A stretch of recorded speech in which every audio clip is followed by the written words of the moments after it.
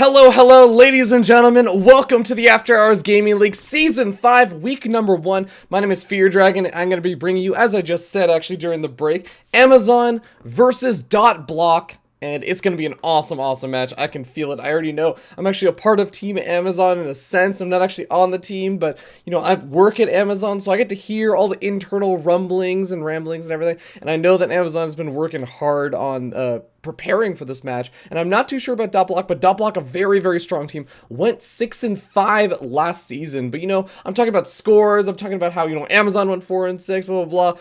Let's actually get down to some of the bare basics, all right? If you are actually new to the After Hours Gaming League, here's what you need to know. The After Hours Gaming League is a league dedicated, basically kind of like intramural sports, but for companies. So you have the big tech companies like Google, you have IBM, Amazon, DotBlock, etc. And what they do is they put together StarCraft teams. There's also Hearthstone and a couple other different games that are being played as well. But they put together these teams and they battle it out sort of like intramural sports. But here's going to be the big difference is that this is all actually for charity, which is really great. Each team picks a charity. And the way that it works is whoever wins the league for that season will actually get to donate all of the prize winning money, all the prize winnings and everything. It's only a prize for first place, and all of that money goes to the charity of their choice. They don't get the money themselves. It's not for selfish reasons. It's all just for awesome helping people out. And both of these teams have already picked their charities. We have Amazon that actually picked Child's Play. Both of the Amazon teams, there's an A team and a B team. We're going to be casting the B team today. Have both picked Child's Play.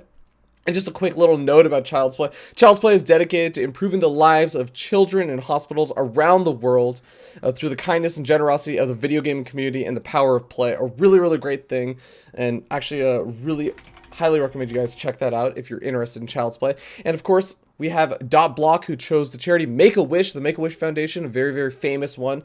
Since 1980, the Make-A-Wish Foundation has enriched the lives of children with life-threatening medical conditions through its wish-granting work. The foundation's mission reflects the life-changing impact that the Make-A-Wish Foundation experience has on the children, families, referral sources, donors, sponsors, and the entire community. So really great organization as well. So if you have any preferences, if you don't know what company you want to root for, if you're new to the AHGL, one really easy way you can kind of pick your company is pick a charity that you like and go root for the team that's actually trying to support that charity. And that's one really easy way to kind of pick your sides on this whole big tech company battle it out group, whatever you want to call it. But regardless, we're going to be jumping into the games relatively soon.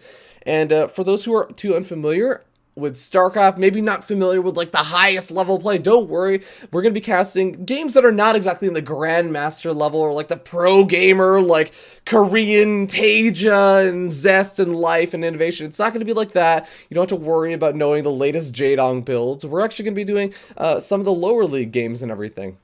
And it should be a lot of fun. Hopefully you guys do enjoy it. And I'm going to be trying to keep it a little bit more on the bare basics. I'm going to be trying to explain things maybe a little bit more. So if you are used to one of those commentaries where, you know, we're going to the in-depth, oh man, well, you know, this gas timing at 13 supply because he took it 20 seconds earlier is going to mean that he's going to be going for the Widow Mines rather than the Reaper. Like, I'm not going to be going in that in-depth. I'm actually going to be trying to explain it. So if you want to forward this to other members of people who you want to get into StarCraft, I hope that this is going to be a good place to do it.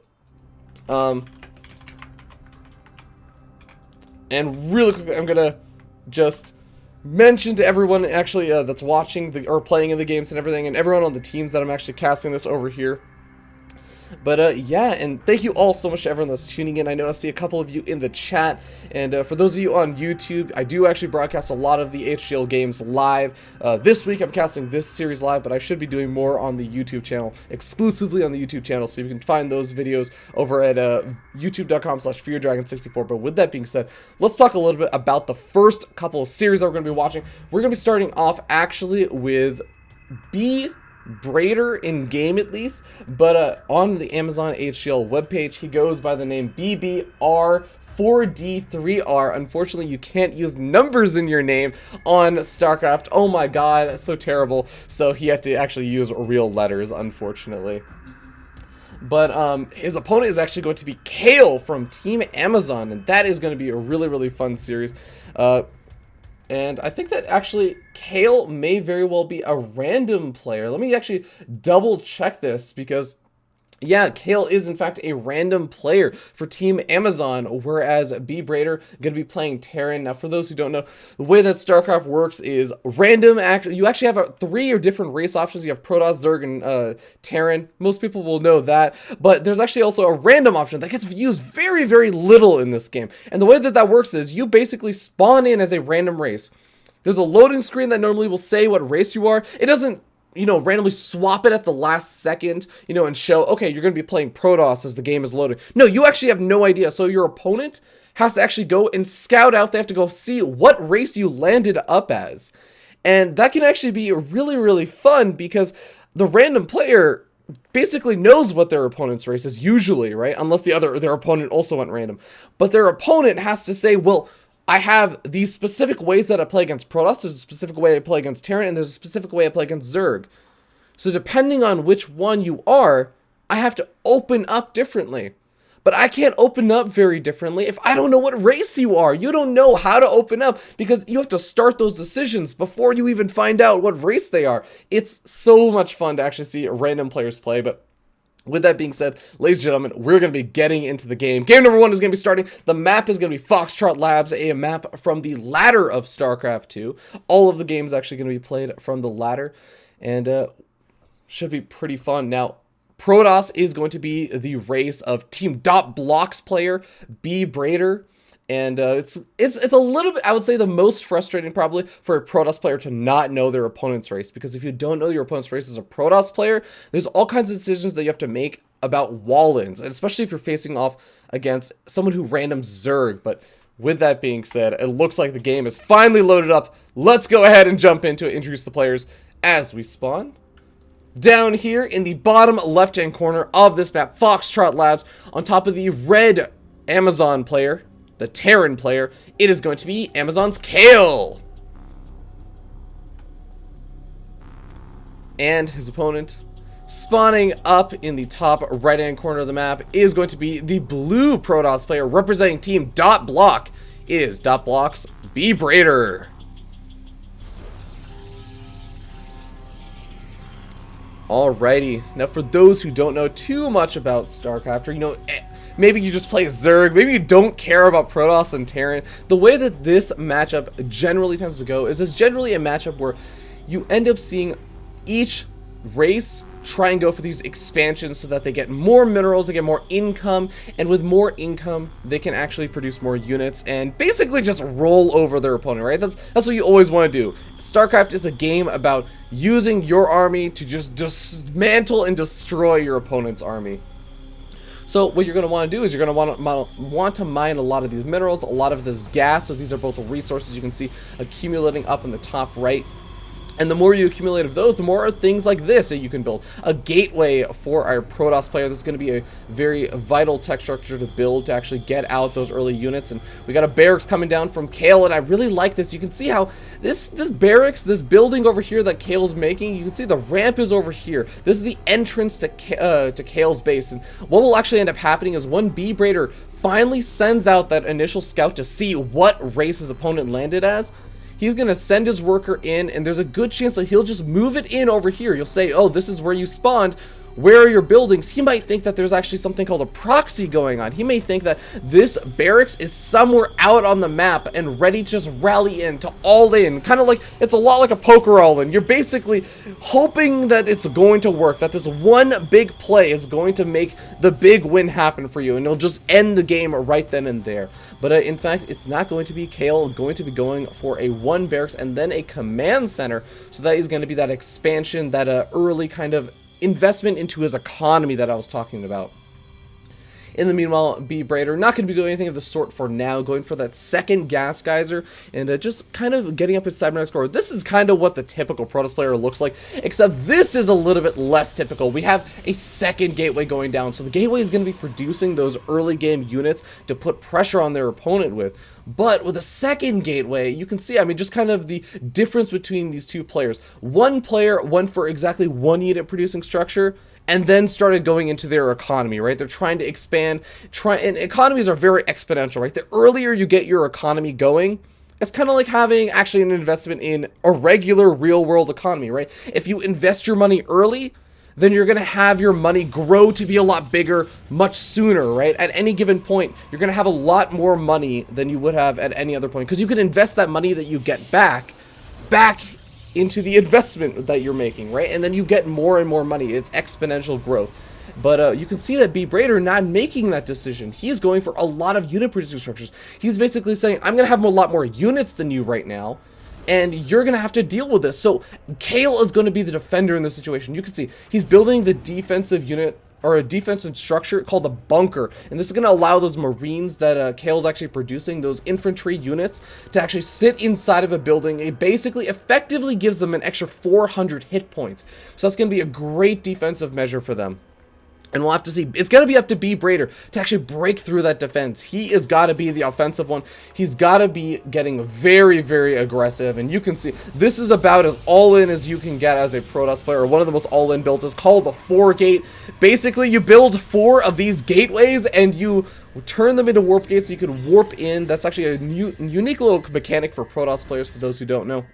Or you can build any of these little pylons. These pylons have little fields around them. It's, you can imagine a big radius or a circular radius around them, and he's going to be building one somewhere on his opponent's side of the map, which might seem a little bit weird, building buildings on your opponent's side of the map. I mean, if you were watching a real life war or something, you wouldn't really be seeing your opponent build those kind of things. But oh, the probe actually has to be very careful. Oh no, he loses the probe. He's not going to be able to build that building, so now he has to actually walk all of his units across the map. Imagine if you, whenever you needed reinforcements in war, you basically had to say, well, okay, let's send them all the way from our home country, all the reinforcements. No, you want to be able to have some kind of outpost out along your opponent's side of the map that you can just get them over from the outpost over to your opponent's side. You want to be able to immediately be able to reinforce your team.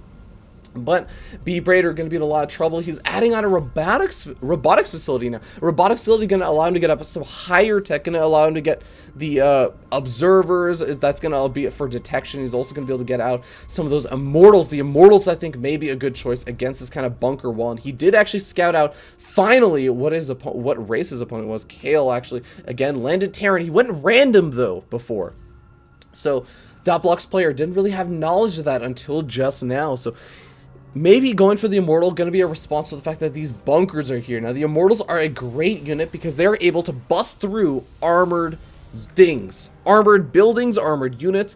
And you can see what I mean by armored. You can see this little unit over here, the Stalker, which is a nice, very basic range DPS or damage unit for the Protoss player. It says armored over here. That means that the Immortal that you can see over here, it's being produced right now, it's going to be popping out relatively soon, will do extra damage versus the Stalker, as opposed to the Zealot, which you can see it has light and biological as these bottom terms. It's not going to be doing any extra damage over there. Same for the Sentry, a light mechanical psionic, no armored. You don't see the armored tag, it does not do any extra damage there. But these bunkers are in fact armored. You can't really see it over there and right now because there are units loaded up. Like I was saying, the Marines will be sitting in there, but it is definitely going to be a great unit to bust in through. But actually, we have DotBlock's player going for the expansion, a very, very late expansion. This is, again, a lot about economies. StarCraft is a game about economies. If one person has invested into their economy nice and early, they're going to have that exponential growth I was talking about. You can see one of the key important factors is that worker count. Workers are basically like having more of an investment in mining, and the more miners you have, the more income you're going to have. So you can see we got 34 workers for Amazon's Kale. That means he's going to have a solid 14 more workers than his opponent. If you have a lot more workers than your opponent, you're going to be mining a lot more. You're going to have more income. You can make more stuff. More stuff means you have a bigger army, and a bigger army means you get to roll over your opponent. But hasn't quite benefited from that just yet. You can see there's a handful of these Terran units over here, but I mean, still a much scarier force for the Protoss player.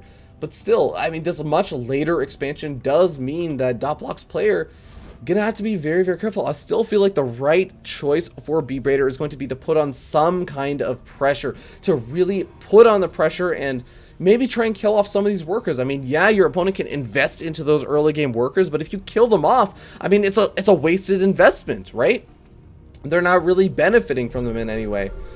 scan going down on top of this army. So that does mean that actually the Terran player over here from Team Amazon has full vision of wherever the scan landed, can see the army, can see that this natural expansion, this expansion that DotBlock's player tried to go for, not really benefiting too much. I mean, it doesn't really have a lot of these workers mining from here.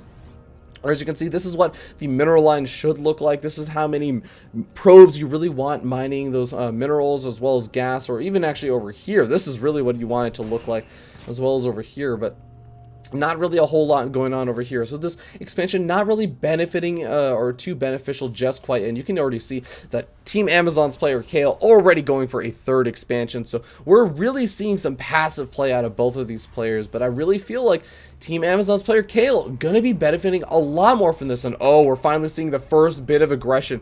Kale, who has actually scouted out his opponent using those scans that actually come from this building over here, the orbital command, is going to finally be putting on some pressure. You can see these are the medevacs. The medevacs have some of their units loaded up in there so they can go for a drop. They can put on a little bit of pressure. This is basically like the special forces of the Terran army. This is what happens when you go in for a secret Renaissance mission. They're going to be dressing up as knights of the Old Republic in the Round Table. I'm totally mixing up Star Wars and everything else. But basically, they're going to be going in for some secret damage. They're going to be trying to saboteur this mineral line, taking out these workers that I was talking about. B-Braider already down in the worker count, going to be falling even further down to 16, 14, 13 workers, now sitting down at half of the worker count, less than half actually, and he's going to be able to load up into those medevacs and say, job has been done, let's get out of here, boys, loading up in basically the equivalent of rubber rafts as they float off along the coast, having done the damage they need to do.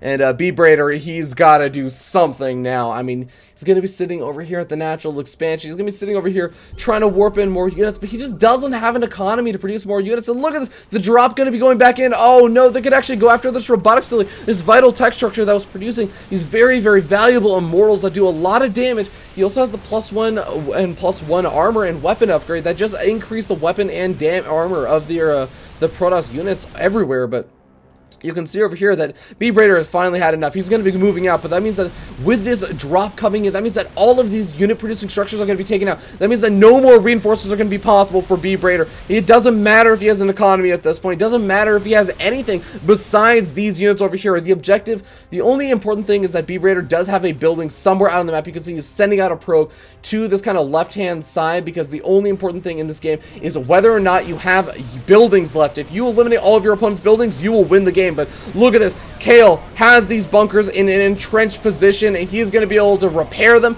going to keep them alive for as long as possible. The Immortals dealing a lot of damage, but they're not focus firing down the bunkers, and you can see that the Protoss army is just disintegrating. Team Amazon going to be taking game number 1.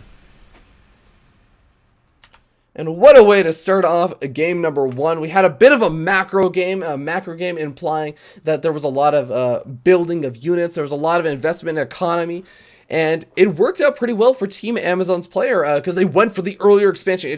It was a really case in point example of why going for earlier expansions in this game of StarCraft is so gosh darn good.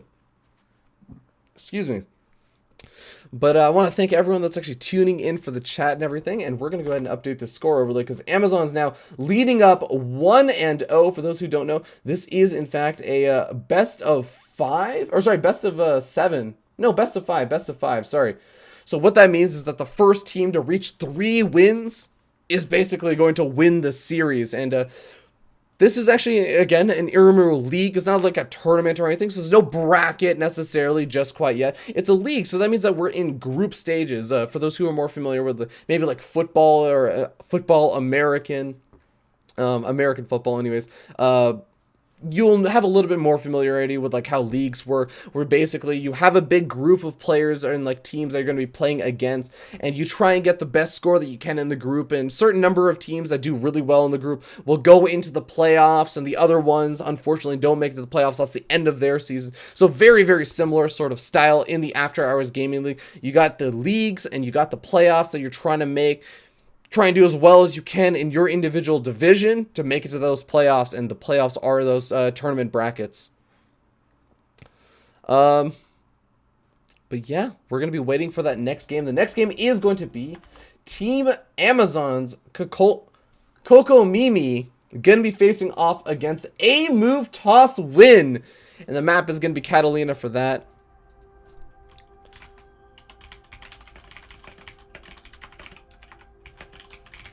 And sorry about that, communicating with one of the teams. Oh, they're being awesome to try and use GameHeart if you're familiar with GameHeart is. If not, don't even worry about it. Not going to impact anything too much. But we are going to be jumping into game number 2, and I want to say, actually, Kokomimi, a fairly new player to Team Amazon. Amazon did have a fairly large influx of new players this season for their B team, and Kokomimi, I think, is one of the newer players. So she is a Protoss player, and we'll have to see how well she does, because again, those newer players, maybe not quite as familiar with all the intricacies of StarCraft. This is a very complex game. Hopefully I'm breaking it down relatively well for any of you new viewers out there. But she's going to be facing off against the DotBlock player, A Move Toss Win.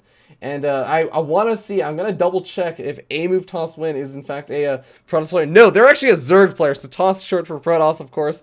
And they play Zerg, so they're obviously very upset with Protoss, feel that Protoss is a little bit too strong in the game right now. That's all good, it's all well and good, you can feel that way. But A Move Toss Win, gotta be honest. Gonna have to play against a Protoss player. Gonna have to get over these feelings of angst that you have against Protoss.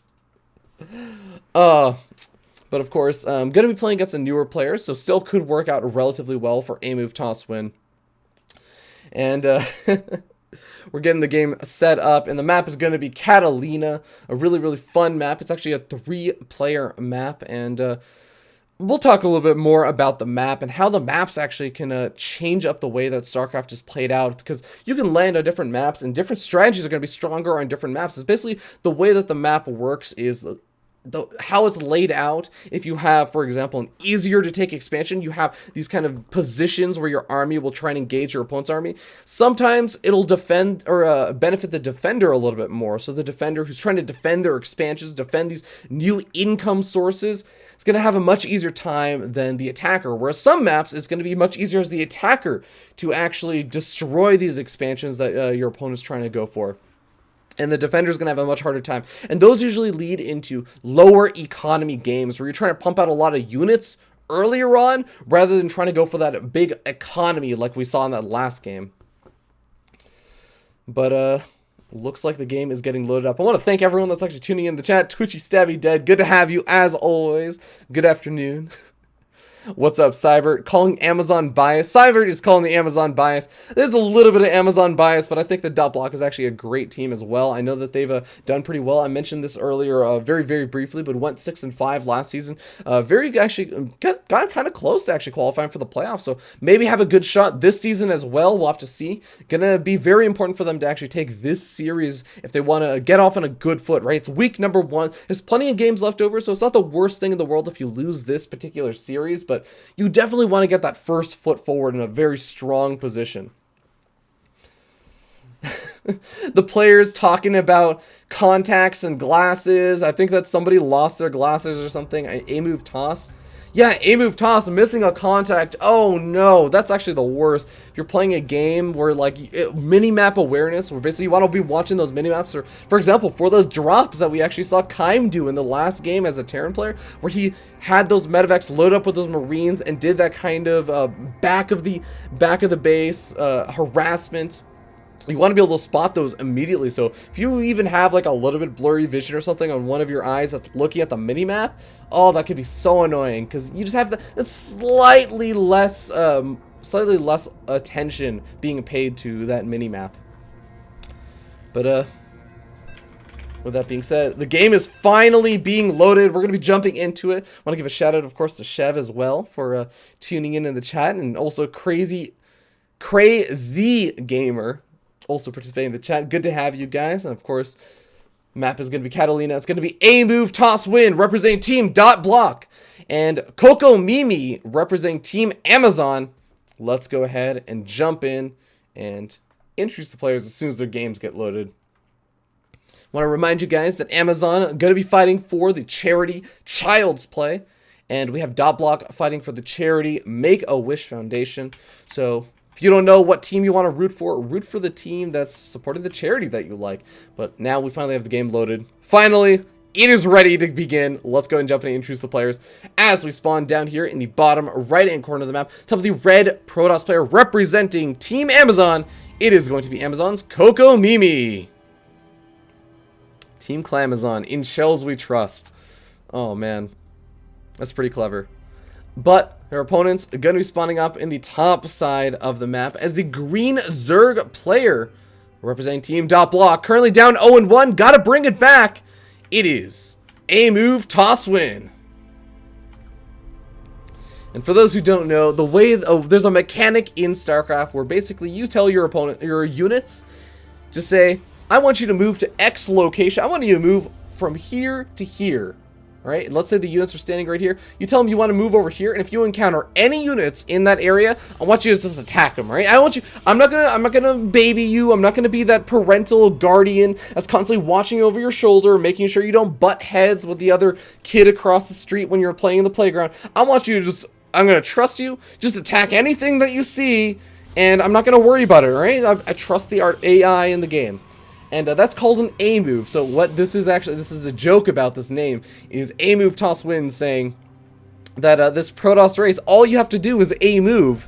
All you have to do is tell your units to just attack move across the map, and you'll just win. You don't have to do anything. You don't have to worry about strategy or micro or macro or any of these other really fun facts or like fun ways to play. You just A move your units across the map and you'll win, right? Of course, it's a little bit of a joke. StarCraft is very much a game about strategy and everything, and I'm sure even a move toss win will have to agree to some extent. There's a good bit of micro and of course all that strategy and that good stuff that I just mentioned involved in winning. But Coco Mimi gonna have to exemplify or utilize some of that strategy as we end up seeing again a Protoss versus Zerg. So one thing about this matchup is that you really do want to go for this kind of wall. And you can see Coco Mimi around this ramp, this one entrance. There's only one entrance around Coco Mimi's base. You can see over here, all the rest of it just a big old cliff. But you really want to make sure that there's this one little place that you can put this one zealot. This zealot is going to be a basic infantry unit, and you put it on something called hold position. And what that means is this zealot is not going to move. If it sees enemy units, it's not going to budge. And that's so important because the Zerg player can actually make these units called Zerglings. Zerglings are very fast. They're not super duper strong, but you can make a lot of them, and they move very fast again. So they're really great for doing things like running around. The zealot just can't keep up with the Zergling. So the Zerglings could run into the main base. It could start picking off probes, and by the time the zealot gets over there to defend those probes, that income, that economy of Coco Mimi, Zerglings will already be darting over here and now killing off these buildings. And it's just a game of cat and mouse, and it's so frustrating as a Protoss player to try and deal with that. So you go for this kind of wall and say, you know what? No, your Zerglings are never going to get in. I'm going to create a physical wall between you entering my base and I guess being outside, however you want to phrase that. But regardless, we don't actually see a lot of those Zerglings being made from a move toss win. In fact, just actually going to be seeing a couple of gas geysers being thrown down in an expansion. So these gas geysers, I kind of briefly mentioned this earlier, gas going to be very important for any Zerg player or Protoss player or Terran player if they want to get up any kind of tech. If they want to get into the later stages of the game, they want to get up better and better, bigger and better units and upgrades for their units, they got to mine a lot of this gas. But a move toss win, honestly getting the gas guys was fairly early. So going to be kind of interesting to see what he's got planned. Also going to be going for a spine crawler. This is a defensive tech structure. You can kind of think of it like a bunker, but you don't have to load up any units into it. It just inherently will start attacking things just by itself, by its mere existence. And that's going to be pretty strong against this kind of move out from Coco Mimi, sending out the Stalker, sending out the Zealot, because we got 4 gateways. Once again, a Protoss player going for 4 gateways, but Coco Mimi going to be a bit more aggressive than than DotBlock's Protoss player? Yeah, DotBlock's Protoss player in that last game. Not going to be sitting around with those units and going for the expansion. Going to be going immediately on the offensive. But oh no, a move toss wins, sees the pylon. This is what I was talking about. Those Protoss units, they warp in with these warp gates. Is she going to be able to warp in time? The pylon is being taken out. She needs this pylon to warp in. She may just have to warp in from a slightly further back position as the pylon going to be taken out, but it doesn't matter. This is where the big focus is going to be. The spine crawlers trying to defend. You can see them poking away, taking out one of those units of Coco Mimi. The Zealots also going to be losing their lives, but look at this. A move toss win having a large number of roaches, going to be able to easily defend that first wave of aggression from Coco Mimi. Unfortunately, Coco Mimi doesn't have any of those probes across the map, so the probes useful for building those pylons. You really want those pylons as close to your opponent as possible. Honestly, in this situation, having it right over here or right over here would be absolutely fantastic, but having it a little bit further back does mean that it takes a little bit of time for those units to get over there. I mean, it's you can just imagine if you're in a dire situation as an army, you want those reinforcements to be there pronto. You want them to be there ASAP. It's going to take a little bit of time for those units to actually get there and help you out. And that does mean that A move toss win has a bit of that defender's advantage. All of the units for A move toss win going to be popping out right next door. It's going to be immediately right here. They're going to be from here. They're going to walk 5 feet and immediately be able to participate in the battle. Whereas Coco Mimi going to have to walk a little bit of a further distance. Now, Coco Mimi also needs to make sure that she's on top of these unit producing structures, constantly warping in units. You see that there's 3 warp gates off of, or on cooldown right now, and now you can see 4 warp gates can immediately warp in. She needs to warp in as soon as possible because you don't want to be building up a lot of units in this game. You want to be spending that money as soon as possible. It's a lot like stocks, right? Or just money investment in general. Again, StarCraft is a game about economy. The longer that you have money just sitting around doing absolutely nothing, not invested into anything, you're losing out on opportunity cost, right? It's the same thing in StarCraft. You want to be investing into units or investing back into your economy or investing into expansions. And Coco Mimi finally investing into some more of these stalkers. Gonna be able to take out this queen. That's a nice little win. A move toss win. Already sacrificing a couple of these units, but this is a lot of roaches. I'm not sure if Coco Mimi is going to be able to break through into this.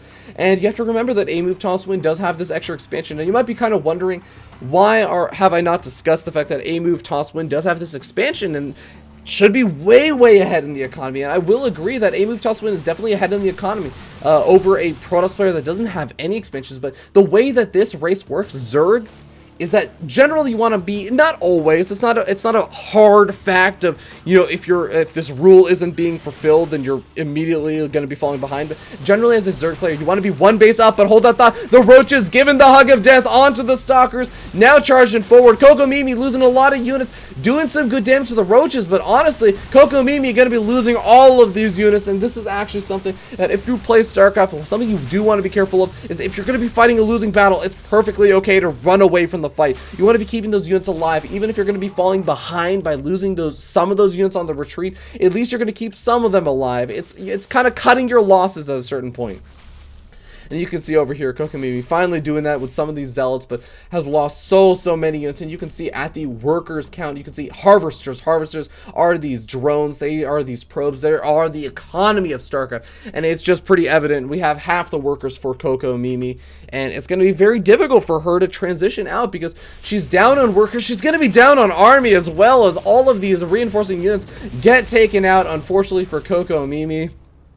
And A move toss win, now going to be able to charge across the map with all of those roaches, with all those Zerglings. These are those Zerglings that I was talking about, the hyper mobile units of the Zerg force, but not going to really matter whether they're mobile or not, because they're going to be sitting in one place just attacking Coco Mimi's front. Coco Mimi just does not have this many units. I mean, look at this. Protoss units are supposed to be cost effective, but I mean, 5 units versus this, all of these units, and these units as well. Look at, you got all of these and all of these. There's so many units that Coco Mimi may have a lot of trouble defending or defending against. And you can see Coco Mimi trying to expand at this point, but it's going to be a little bit late.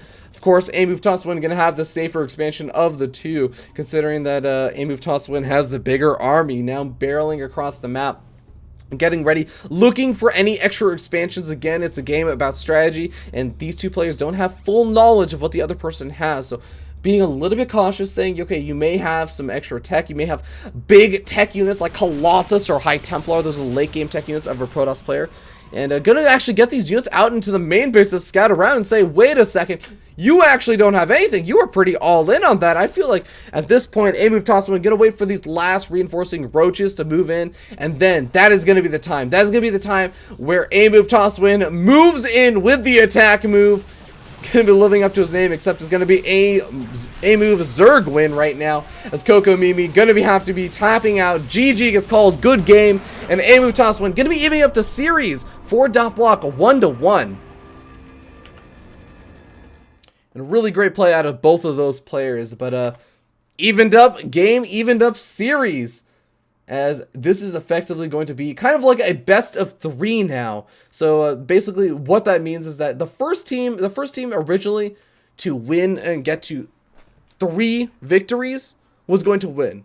But I mean, since it's tied up, it's almost like the first one to get 2 more victories, right, is going to be able to win and going to be able to take the series. So very interested to see how that next series is going to go. It's going to be very important for each of the remaining players for both of these teams to really do their absolute best, because we are guaranteed to get at least 2 more games. And the next game is going to be Heisenzerg. Very, very cool name. Heisenzerg from DotBlock facing off against Mythoclast. And a little bit about these two players. We got a Zerg player. Of course, that actually makes a lot of sense. Heisenzerg, gonna be playing Zerg. Of course, we did have A Move Tosswin, who had Toss in their name, but didn't actually play Protoss. People like to be cheeky like that.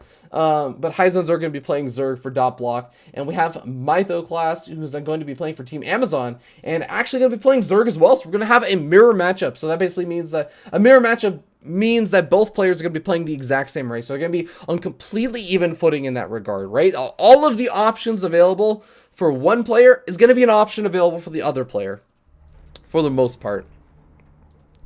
We'll have to see how well this actually ends up working out for both of these teams, because, again, game number 3 going to be very important. They only have one more game to give up. If one of the teams, let's say that Team DotBlock wins this next game, then they're going to be 1 victory away, 1 single game away from winning the series, and they can afford to lose 1 additional game. If Amazon is losing next game, they have to win 2 games in a row. They can't afford to drop any games after that. So it's going to be a very tense period for both of these teams. Each victory going to be so important. A Move Zerg 1, says Chev in the chat. Oh, I like it. Renamed it that. Oh, Chev actually A Move Toss Win? Chev89 in the chat. I think that he's A Move Toss Win. He or she, not too sure actually. His profile, his bio on the AHGL page was completely blank, so it could very well be a she. Not sure. Apologize if I got that wrong. But we are going to be jumping in the game. Looks like it is finally actually loaded up. We're in the lobby. We're getting ready, putting the players in the proper positions to make sure we don't just have 2 Amazon players facing off against each other. I just imagined one of them be like, well, I'll represent DotBlock, you know, and I mean, oh, looks like I lost. I guess that because I, as an Amazon player, lost and I was representing DotBlock, I guess Amazon just goes up a game. You know, who would have known? Who would have known? That would be fantastic if you could do that.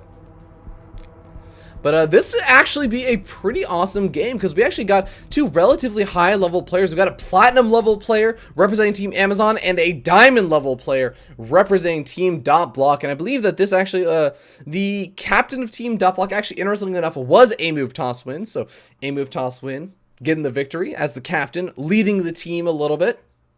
And Mythoclast, not the captain of Team Amazon or anything, but just thought it was interesting. Kaim actually is going to be the team captain of Team Amazon, and has actually not signed up to play for today. So still a chance that Kaim could end up playing if it comes to that ace match, if it goes tied 2-2, and we come down to that final game number 5 that decides who wins the series off of a single game. But so we're a little bit too early to be jumping into those kind of conclusions to think that it's going to be going there just quite yet. Still got a couple of games left over before we worry about that kind of stuff.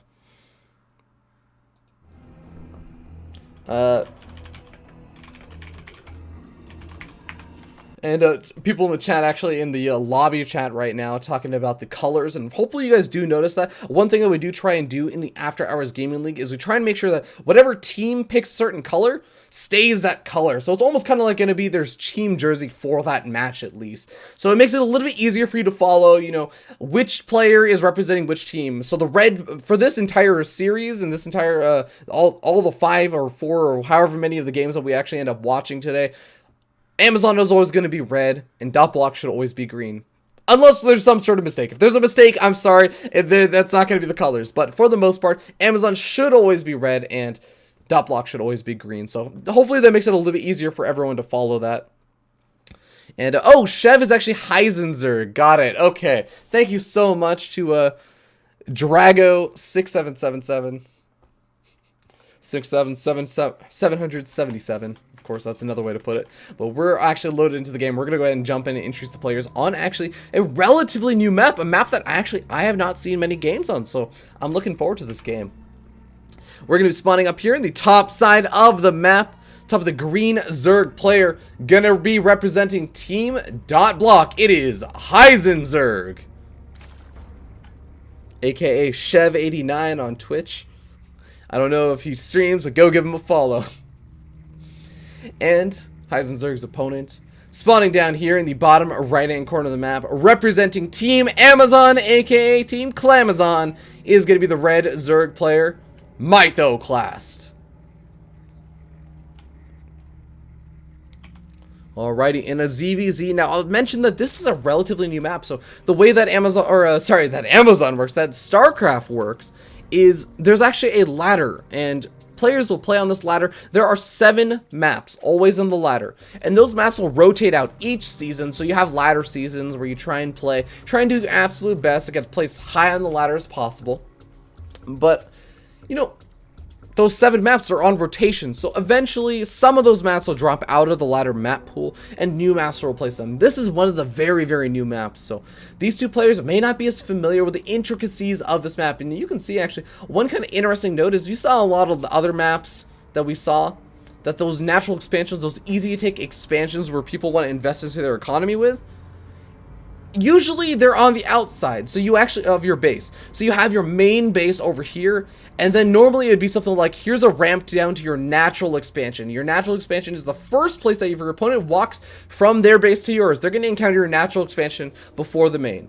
But actually, this is a kind of interesting map because it's actually the opposite over here. Your main base is kind of like this big, it's going to be this big area where your opponent has to get through your main to get to your natural expansion. Your natural expansion much easier to defend, and that's going to really encourage a lot of the economic play. You can already see both of these players going for those natural expansions, really investing in the economy nice and early on. And of course, that is something that typical Zerg players do like to do. First rule about the Drone Fight Club.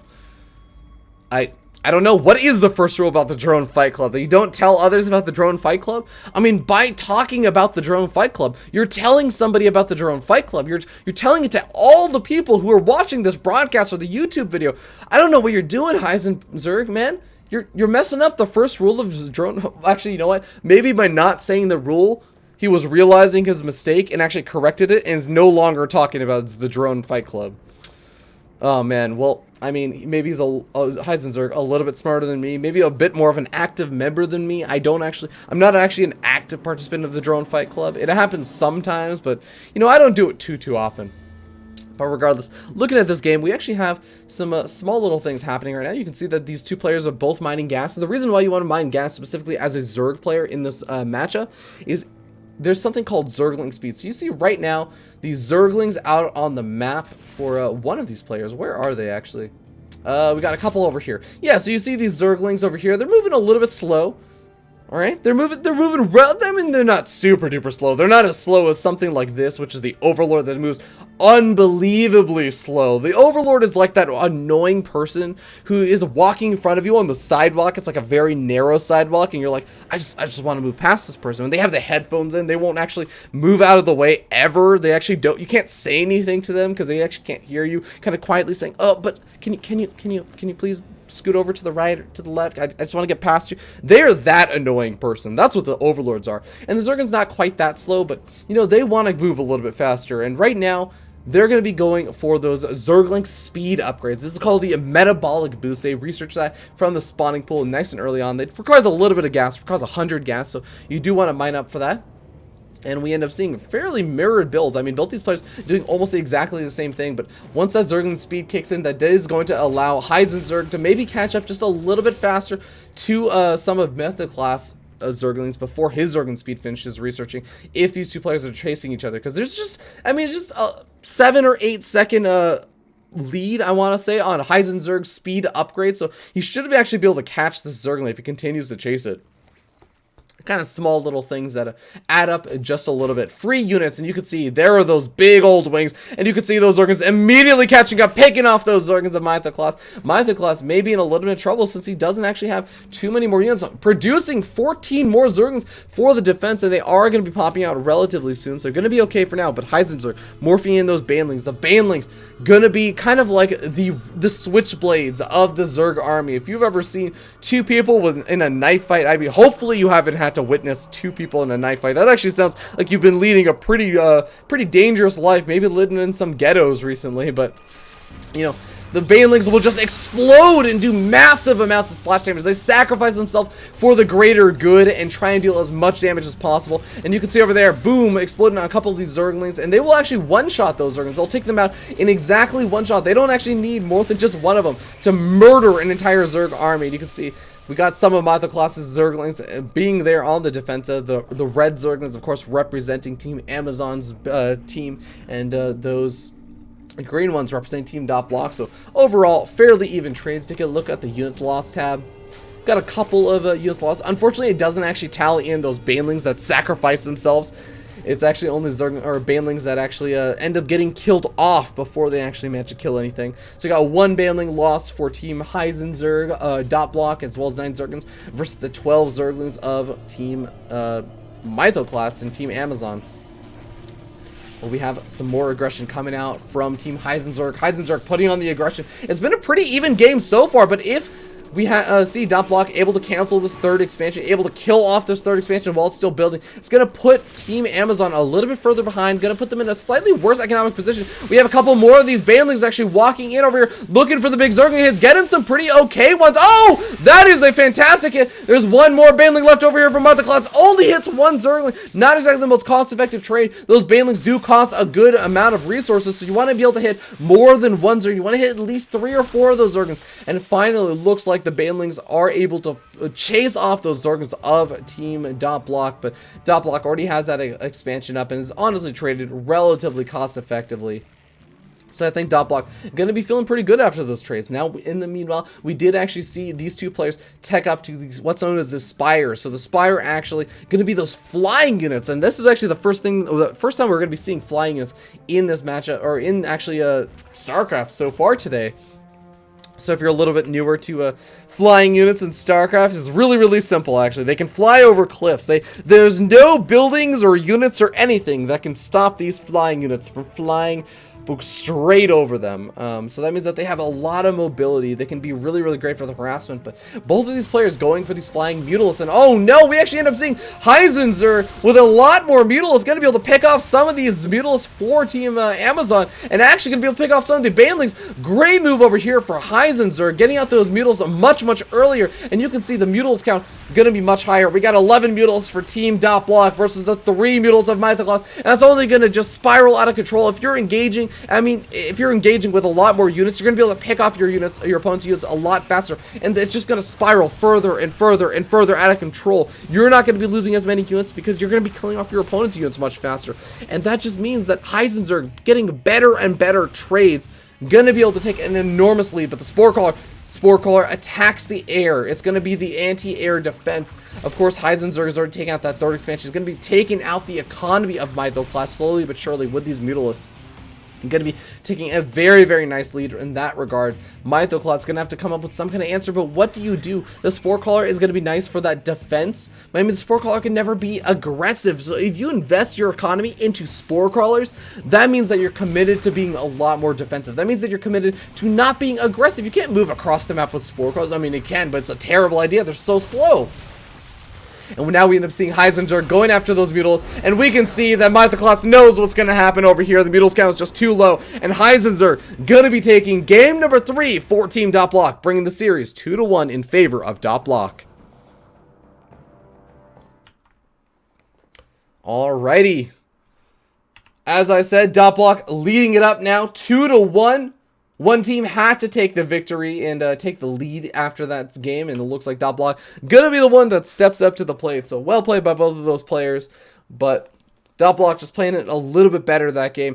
Good trades early on that I think actually helped out quite a bit. So one of the smaller, subtler things I didn't really get to talk about. So it's a more, again, it's a subtler thing that you really have to know StarCraft well about with.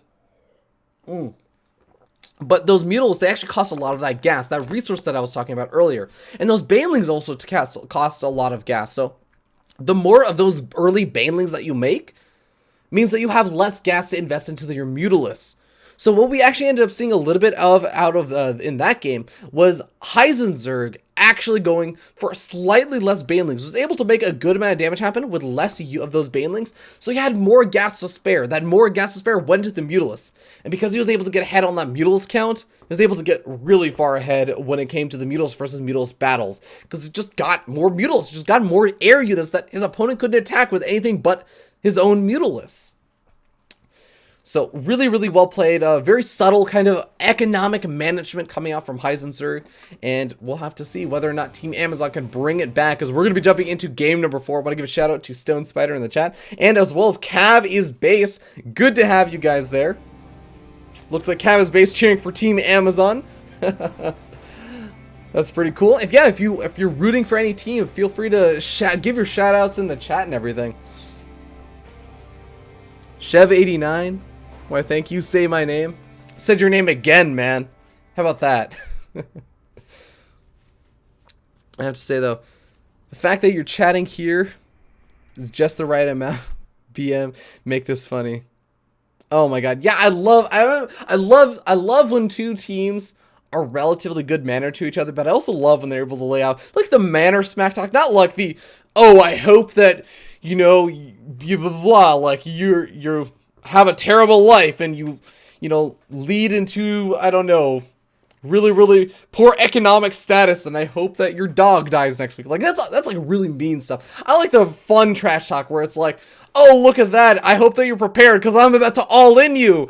And they say that they're going to go for like this really, really crazy early rush strategy where they're just going to try and kill them off as fast as possible, and then they don't. They go for like this very long, drawn out, invest in your economy, play this super macro oriented game where you're just trying to build a lot of units, or sorry, a lot of drones and workers, and try and say, you know what, well, you invested in trying to defend against some kind of early attack, and it just never came. Like, that's like the bluff. That's like when you go for the all in poker, or you say that you're all in, but you're not actually. You're actually totally fine. You actually have a great hand, right? Or you actually have a terrible hand. It's kind of like the mind games that go on. Hopefully I explained that well enough. I'm kind of losing my train of thought over here, because we're going to be jumping into game number 4 on yet another one of the newer maps to the ladder map pool for next season. It is going to be Expedition Lost, and we're going to be seeing Dirk Diggler from Team DotBlock, the Protoss player, going to be fighting off against Amazon's R Squirrel, the Terran player. And once again, for those who are unaware, these two teams are fighting in the After Hours Gaming League for charity. So the winner of the AHGL will determine where the money goes for which charity. It has to be a charity. It doesn't go to the teams. It goes to a charity. And Team Amazon picked Child's Play, and we had Team DotBlock pick the Make-A-Wish Foundation. So if you don't know what team to root for the team who's picking the charity that you like. But with that being said, the game is now loaded up. We are going to be jumping in and introducing the players as we spawn down here in the bottom left-hand corner of the map on top of the green Protoss player representing Team DotBlock. It is DotBlock's Dirk Diggler. And his opponent spawning up here in the top right-hand corner of the map as the red Terran player. It is going to be R Squirrel. And it's just funny. Whenever I think of anyone such as a squirrel or anything, I always think of just like someone with a really, really short attention span.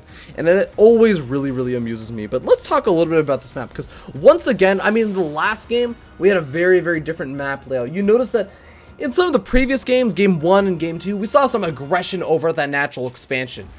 And in game 3, the last map that we saw, we didn't see anything happen at the natural expansion. It was only the players went all the way to the 3rd expansions before really any kind of big aggression happened, right? And that's because it had a lot to do with the map layout as well.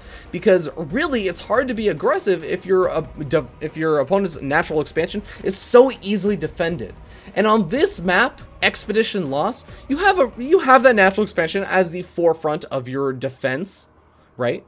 Because you have this, it's going to be the main entrance over here for your natural expansion that leads in your main base. But there's actually also another avenue of opportunity. I believe that these are potentially destructible rocks. I actually don't know. I haven't actually seen this map, so I'm not entirely sure. We're gonna actually find out eventually whether that is in fact destructible rocks or not. If you can actually come in from that back door into the main base, if there's actually two entrances, which would be very, very unique to any of the games that we've seen. But for now, we are going to be seeing a Protoss versus Terran. Again, the Protoss player representing Team DotBlock, and of course the red Terran player representing Team Amazon. Again, green DotBlock, red Amazon. It's the jerseys, ladies and gentlemen. But ooh, we already see some kind of interesting play coming out from our squirrel. Now, I want to bring you guys back, way back, about 45 minutes or however long ago it was. Back when we saw game 1, and it was the same matchup. It was the same Protoss versus Terran, the same races, and we got to see a little more of what kind of happens. Now, the Protoss player in that game went for an all-in known as the 4-gate. We've seen that 4-gate twice now, and ooh, getting a little bit of lag, unfortunately. Oh no, Mytho class. If you leave, you can watch on stream, so we don't have any lag. But we did end up seeing in game number 1 that both of the, or one of the players, the Terran player, went for one barracks, right? They went for one of the unit producing structures, and then they went for the natural expansion, went for that command center. And that was like a bit more along the lines of a normal Terran build. This game, we're seeing a barracks being produced, and then we're immediately seeing a very, very fast tech up into the late game tech for a Terran player, the mid-game tech, the really expensive kind of fun units, and that's going to be through the factory. Now, what that means is that our squirrel are going to be getting very, very aggressive, nice and early on. And never forget the great lag of 2015. And Mythoclon's going to be kind enough to leave the game. Thank you so much, Mythoclon. You can watch all the games on the stream. Of course, we do have a slight delay on the stream. But oh my god, oh my god. Okay, this is very important, ladies and gentlemen. I talked about how our squirrel going for the earlier expansion. Now, I also want you to note how that first game went as well, because the Protoss player went for early aggression. And I want you to also remember that the Protoss player has this mechanic where if they have these pylons that probes build, such as this one over here, inside of our squirrel's main base, that these pylons can actually warp in units. They can just immediately bring units in across the map. They don't have to be produced out of this gateway like this, and then slowly walked all the way across the map through this long journey. Oh my god, let's talk about the epic tell. This is like Frodo in the Ring, except instead of a ring, is bringing a scary army. You don't have to walk that long distance. Just boom, I'm gonna warp in a unit, and oh, I'm attacking your base. I'm attacking your units immediately. And oh my god, look at this. So unfortunate. The high ground vision. The pylon is on the high ground, so no vision over there. But there are destructible rocks over here. This is what I was talking about. So looks like there is that back door, but Dirk Diggler not going to be going for early aggression. He's planted down a forge. But he doesn't have a probe in the main base anymore. That's so interesting. So this pylon not going to play. I've been hyping up this pylon. I've been saying, oh my god, ladies and gentlemen, look at this pylon. Oh my god. I've been doing that, but honestly, this pylon not going to play the biggest role just quite yet. If Dirk Diggler does not scout out, or sorry, if our squirrel does not scout out this pylon for a longer period of time, if he continues to not see it, then it really could play an impact. But for now, it's actually not going to play that big of an impact, because we actually end up seeing economy being invested into for Dirk Diggler, going for that natural expansion, instead of going for a large number of gateways and a large number of units or anything of the sort. So, Dirk Diggler, gonna have to be careful, because this is what I was originally going to talk about. We have very fast tech up into those late game units, those expensive units that our squirrel is going into, and we end up seeing the factory, the starport being plopped down before any kind of expansion attempt from our squirrel. So not investing into the economy. We'll have to see how well this works out for our squirrel. Oh, Starport, so close to seeing that proxy bomb. He's going to be able to see one of the warping units, and actually this could still be nice, because one Zealot could actually do some nice damage if our Squirrel's not paying attention. If he doesn't see the Zealot, he needs to move his Marines to take out that Zealot. Otherwise, the Zealot will start just wailing away at these workers, and he'll be able to kill off the workers, kill off the economy. Finally reacting, but 2 workers have already gone down. Looks like an auto turret actually being plopped down. That's some energy being used by this Raven. The Raven, a spellcaster unit. If you play a lot of other games, you'll kind of know what a spellcaster is. You can imagine if you play like League of Legends or Dota or something, it's the unit that wants to use a lot of spells. It doesn't actually have a regular attack at all. But still, 3 workers killed. Not bad. For the price of 1 Zealot, is very much worth it. Now, our Squirrel needs to know, wait a second, how in the world did that Zealot get into my mineral line? I mean, there is a complete 100% full wall off at the front. So there's no way that Zealot could walk in from the outside of the base and just waltz in. Because there was a full wall off. There was no way the Zealot could get past the wall off unless they killed it. So there has to be a proxy pylon. There's only one particular reason, a line of reasoning of why that Zealot could have been there. So our Squirrel needs to realize that at some point, but unfortunately not realizing it for now. Instead, just focusing on the build order and actually getting up more production facilities, getting up another barrack, still not investing into that economy. And the longer that our Squirrel waits, I want to emphasize this as much as possible. Our Squirrel is on a timer, all right? The longer that our Squirrel waits and is just producing units instead of an economy, the more time that Dirk Diggler is going to be able to let this economy pay off for itself, this investment into the economy, and be able to get up the units and just be ahead. Eventually, Dirk Diggler is just going to have both the economy and a larger number of units. So our Squirrel has this timing that he has to hit. And this may or may not be too late, but we end up seeing a couple of cannons over here. So going to be able to just float into the back, avoid those defensive structures entirely. The siege tank now going to be able to try and do as much damage as possible. Photon Overcharge also throwing down a defensive spell that the Mothership Corps can cast down on this unit, or the army of, or on the Nexus, I should say, of Dirk Diggler. Siege tanks, unfortunately, going to be losing their lives very soon. It looks like our Squirrel able to do some good damage, kills off 15 workers. I was talking about the economic advantage. Look at this. We actually end up having a Terran player not that far behind.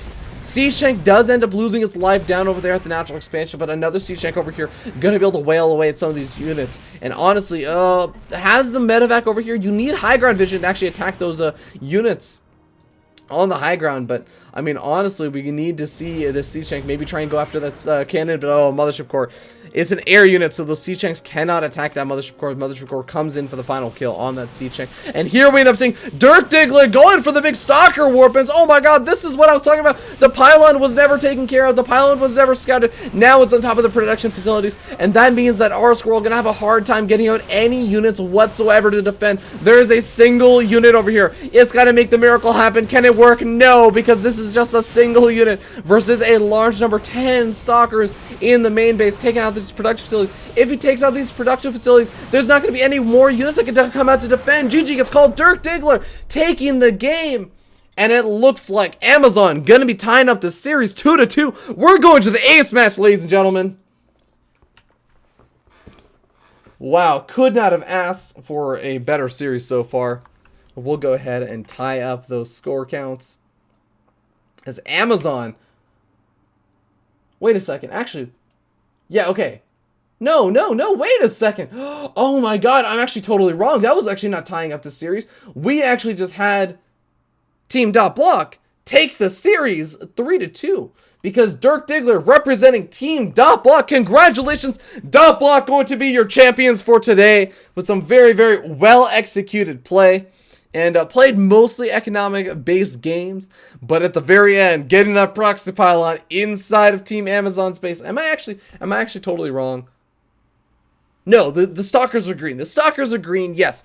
Our Squirrel, the representative of Team Amazon, yes. DotBlock going to be taking the series 3-1, so congratulations again to DotBlock. Going to be taking week number 1, the first game of the After Hours Gaming League season number 1.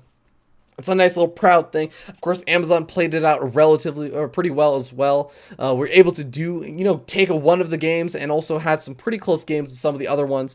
But very well done by both of those teams. So thank you guys all so much for tuning in. Hopefully you guys enjoyed that. If you did enjoy that, please be sure to check out more of the After Hours Gaming League. There are actually more AHGL commentators that actually do cast for the AHGL. Just to name some of them, we actually got Brad Farmer, who's also known as Nightshade. We also have, I believe, Fileto, who also does some of the AHGL stuff. We got Jackson Hughes.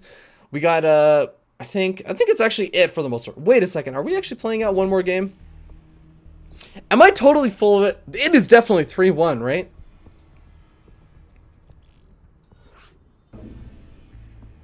Oh. Okay, we're doing the 5th match for fun. Ladies and gentlemen, this is just a for fun game.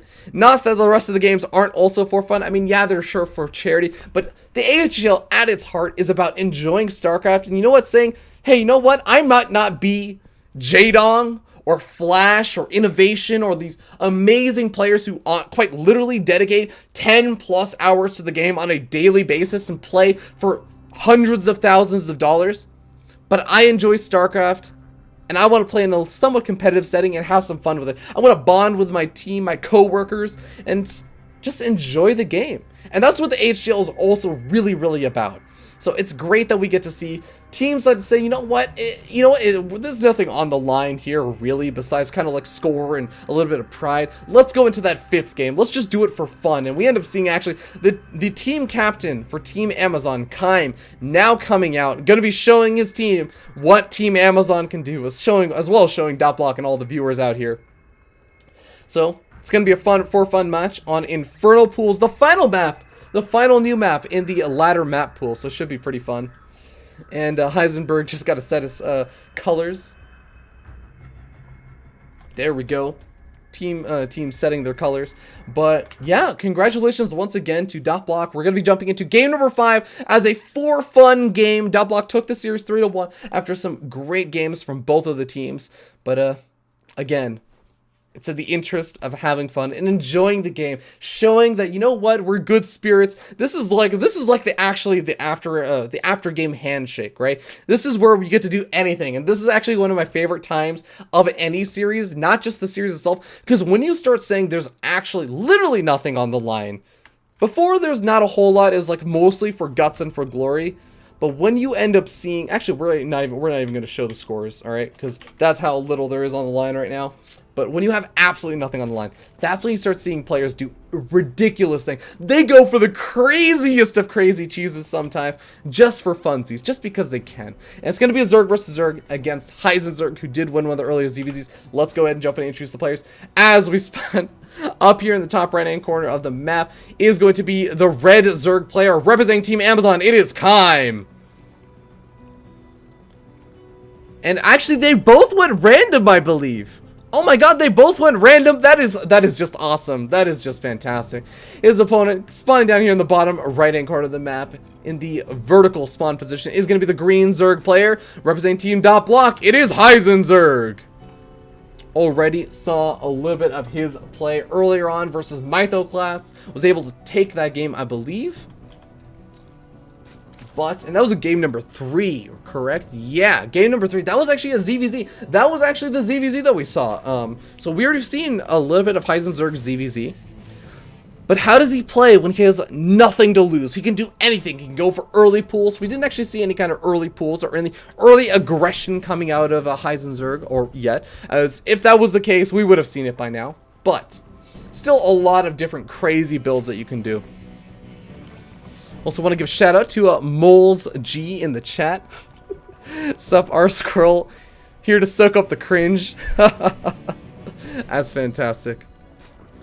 But we already see a little bit of deviations between the two builds. We see Team Amazon's Kaim, the team captain of Team Amazon, already leading it up with that early gas geyser. And in the meanwhile, you can see no gas is taken over here for Heisenberg. What that basically means is we're going to see Kaim either be going for an early Zergling speed. That means that his Zerglings are going to be able to move a lot faster. They're going to be able to get much better engagements and pick where they're engaged or where the actual battles happen. Or we're going to be seeing something called the Baneling Nest being dropped down. If you remember the Baneling Nest from game number 3, it's going to be a great unit that can really easily deal with those Zerglings. It's fantastic. It's actually like the big ideal unit to have against Zerglings. With some good micro, you can just devastate your opponent with those Banelings. But in the meanwhile, we see that no gas guys have been thrown down for Heisenberg until just now. So he's not going to have either of those for quite a bit of time. Of course, the trade-off is Heisenberg going to have not invested into the gas guys, so that costs a drone when a Zerg player builds a building, and actually they use up one of their workers, one of the units that they use to actually get that income from. And of course, we also end up seeing that there have to be drones mining gas instead of minerals. So that does mean that they have a little bit less of one income over the other, so less mineral income. That means that they can produce less Zerglings, they get their expansion a little bit slower, etc. But regardless, not going to be the biggest difference in the world for now. The main difference is going to be that this Zergling speed upgrade is coming out for Keim. And of course, we are going to have a much later Zergling speed coming out for Heisenberg. Heisenberg has started mining gas. So going to have 100 gas very soon. You can see this number gradually building its way up there. We end up seeing a couple of Zerglings moving out from Heisenberg. He sees that, oh, Keim has 6 Zerglings, and now he only has 4. Guess what? 6 is a greater number than 4, ladies and gentlemen. We're learning math here. You thought it was a weekend. You thought you wouldn't learn anything on the weekend. Well, guess what? You're learning here today, folks. 6 is greater than 4. My math teacher in 6th grade taught me so, because I didn't learn math until 6th grade. That's actually not true at all, but here we end up seeing, very interesting. Keim retreating, not going to continue to chase across the map. That's actually so interesting because, you know, his Zergling speed going to be finishing up very soon. In a matter of 5 seconds, look at that beautiful timer over here, thanks to the lovely Ryan Shooter. Actually has created some great mods for the game that show little, like, when upgrades are finishing or when things are finishing. You get little notifications like that, so really cool of him. But the Zergling speed is upgraded, and you can see those big old wings that you see on the left and right of these Zerglings. That indicates that they have Zergling speed. They're going to be moving ultra fast. Look at this. You can see over here it says movement speed 4.7 plus 1.41. As in the meanwhile, you take a look at these slower Zerglings. It says 2.95 plus 0.88. I mean, it's just clear that 2.95 very much clearly much slower than 4.7. And that basically just goes to indicate that, you know what, Keim Zerglings is going to be moving a lot faster. He has a lot of Zerglings. Look at this. You got the unit counting station. We have 18 Zerglings to 8. Of course, we do have a couple of these Banelings being morphed in over here for Heisenberg. So Heisenberg gonna have the Baneling nest. We actually do have a Baneling nest available for Keim, but hasn't actually decided to morph in any of those Banelings just quite yet. So gonna be very important for Heisenberg to get out the big Baneling hits. Needs to make sure he gets some beautiful Baneling hits off on these Zerglings. Try and get as much damage done as possible with that AoE effect. Is it going to actually work out? Banelings morphing in for Keim. That's actually going to buy more time for Heisenberg to morph in more Banelings of his own. I mean, he's cooking those Banelings right now. He's going to be able to cook some of those Banelings, much like the Breaking Bad guy, living up to the name. Baneling moving in. Oh my god, that was a beautiful Baneling hit. That was fantastic. Oh my god, Heisenberg could not have asked for a better Baneling hit in that situation. Only Baneling left over, but oh god, Keim getting some good Baneling hits as well. Oh, that was painful, ladies and gentlemen. That was the equivalent of saying, you know, there was the big setup, the big dramatic setup of, oh man, okay, can this guy make it the quarterback in like American football? Can he make it the quarterback? He's getting ready to run, and basically what happens is there's the hut, the ball gets passed backwards, and then the quarterback for some reason just starts running backwards into their own end field, and then they get tackled there, and it's a safety, and you're like, what just happened? What happened? Why didn't you run forward? It was a little bit of miscontrol. Of course, ZVZ, a very difficult matchup. Controlling your Zerglings versus the Banelings is actually incredibly difficult actually to do, but it is just devastating to lose that many Zerglings. That is just unbelievable. Like, your heart sinks when you lose all those Zerglings. You could see it when Keim was kind of saying, oh god, what was the exact line that he said? The pain, destroyed. Oh. So here's what that's going to mean. Heisenberg gonna have free reign to kind of tech up a little bit, because you can see we end up seeing Keim investing a lot into those early game units, and you can see he has a 6 drone lead. That might not seem like a lot, but it is actually a pretty good bit. And of course, Heisenberg also has a couple of Zerglings that he actually managed to get the cancel off on that 3rd expansion. That income, that extra economy that Keim was trying to invest into, No longer does he have that. He's going to have to delay that for a lot longer. Whereas Heisenberg are going to be going for this expansion over to gold expansion. All you really have to know about the gold expansion is basically it's better than a regular expansion. It yields more income. It's like a stock that's a high risk, high reward. It's high risk in the sense that it's in a nice open area. It's very vulnerable. It's a very vulnerable expansion that, you know, can easily be attacked, but it has a high reward if it does pay off. So we end up seeing Keim continuing to mine away off of these 2 expansions, just continuing to fall behind. Gotta make something happen. Either gotta take a 3rd expansion and just gotta rely on his mechanics, his ability to macro up units better than his opponent, or he's gotta make some damage happen. And it looks like the latter is gonna be the choice of Keim. Gonna be making lots of units, gonna be going for centrifugal hooks, which is actually just a Baneling speed upgrade. Allows those Banelings to move a little bit faster, similar to the Zergling speed upgrade that I talked about earlier on.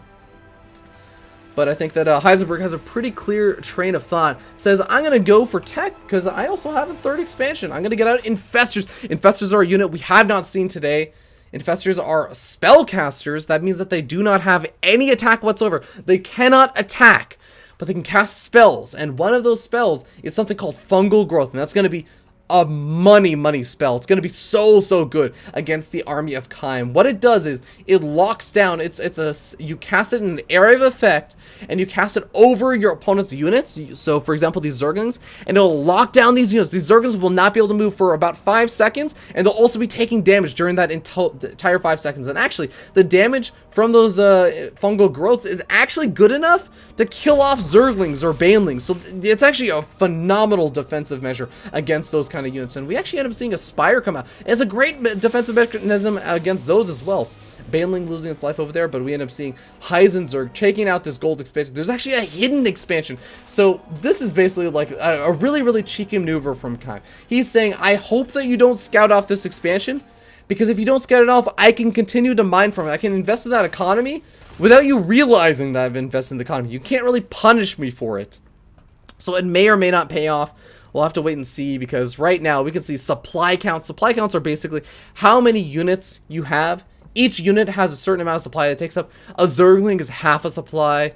You know, you have the queens that I think are 2 supply. You have different units that take up a certain amount of supply. And it's just a really easy, quick way to see, okay, how many units does my opponent have approximately overall? Not accounting for whatever types of units they are, just how many units does my opponent have versus how many units I have. And it's a really nice, easy way to get a good feel for how far ahead someone is in the game. And you can see Heisenberg is still leading up a good bit, but the longer that he waits, the further, the more chances that Keim may be able to pay off have this 3rd expansion pay off. Of course, Heisenberg is going for a 4th expansion now, so we're going to have a 3 base Zerg versus a 4 base Zerg. All you really need to know is more bases means more economy, and oh my god, the Infestors, they're now moving in. The Infestors have this great ability where they can actually burrow underground and be completely undetected unless you have certain units that give detection.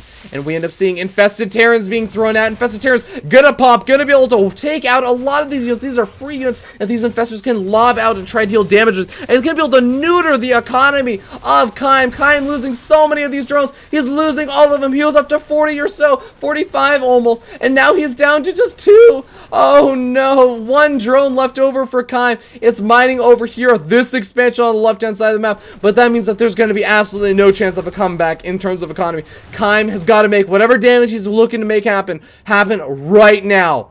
Exactly right now. There's no time to lose. The Mutals now coming in with the Infestors. That is the fungal growth. You can see the little green thing. They are unable to move right now. They're taking damage to the Infestors. This is what I was talking about. They're great against those Mutals, and I think that with these Infestors laying out those fungal growths, with them being able to take out those Mutals, I think that Keim may very well have to tap out soon. Because again, he's basically got nothing to fall back on. He needs an economy. StarCraft is a game about economy, and without an economy, you can't produce any more units.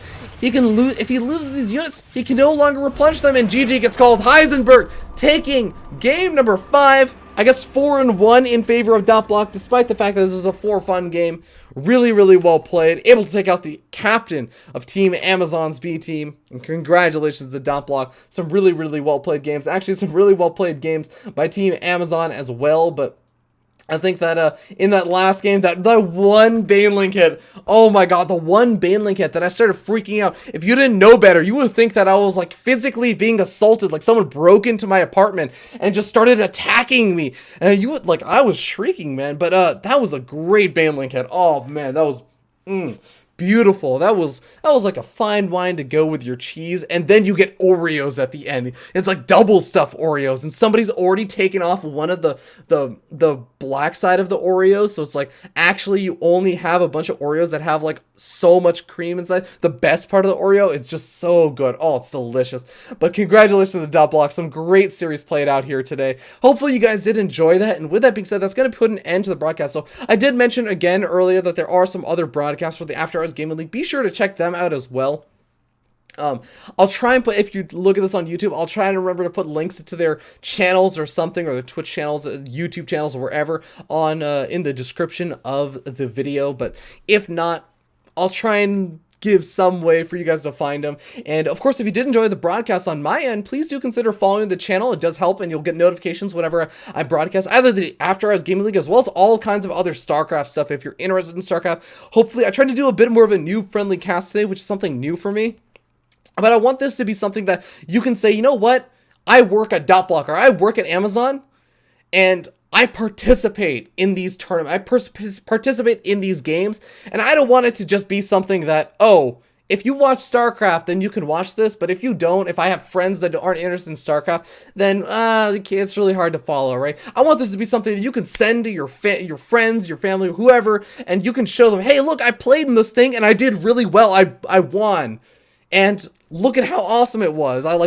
It's like basically the equivalent of being able to bring your family to that intramural like football game, or your friends to your intramural football game, like of the finals or something, and you get to say, "Hey, cheer in the bleachers for me," right? Even if you don't watch a lot of football or something, or like, you know, soccer, whatever you want to call it, you can still appreciate it. And that's what I want this to be able to be. So hopefully you guys enjoy that. And if you do enjoy it, please send it around to your friends and family, and we'll try and get them in on it. Try and get them in to cheer for the After Hours Gaming League teams. But with that being said, yeah, if you did enjoy it, please do consider following the channel over here on twitch.tv/FearDragon64.